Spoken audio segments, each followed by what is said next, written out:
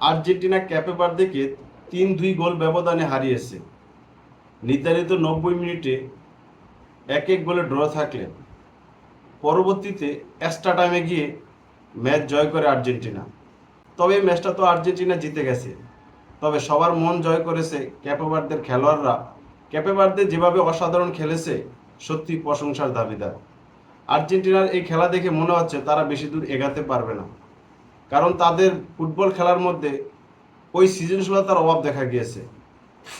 যখনই ক্যাপে ভার্দে পিছিয়ে পড়েছে তখনই তারা কামব্যাক করেছে, আর যেভাবে কামব্যাক করেছে রাজকীয়ভাবে কামব্যাক করেছে। ক্যাপে ভার্দের মূল শক্তি হচ্ছে ডিফেন্স লাইন, কিন্তু ডিফেন্স লাইন ভেদ করে আর্জেন্টিনা গোল করলেও তারা কিন্তু ঠিকই ম্যাচের মধ্যে ফিরেছে। সেকেন্ড গোলটা যে দুর্দান্তভাবে ডিবক্সের বাইরে থেকে গোল করলেন, সত্যি প্রশংসার দাবিদার। এবার মনে হচ্ছে 2026 বিশ্বকাপের এই গোলটাই সেরা। এই জন্যই বললাম ক্যাপে ভার্দে এই ম্যাচটা তো হেরে গিয়েছে, কিন্তু কোটি ফুটবল প্রেমিকদের মন জয় করে নিয়েছে। এই 2026 বিশ্বকাপে মনে হচ্ছে এটাই সবচেয়ে সেরা খেলা। আর্জেন্টিনার মতো দলকে নাকানি চুবানি খাওয়াইছে, কি বলবো ভাই।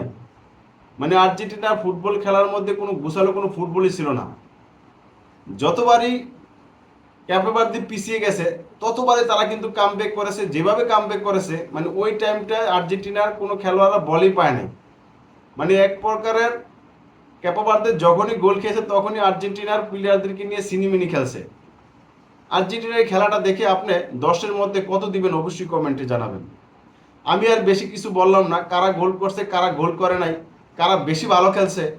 তবে আর্জেন্টিনা বাজে খেলছে এটা আমি বলতে পারি।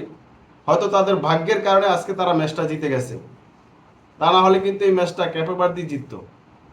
নবাগত ক্যাপে ভার্দের কাছে এভাবে ম্যাচ খেলতে হবে, এভাবে জিততে হবে, বা এটা তো কল্পনা করার বাইরে।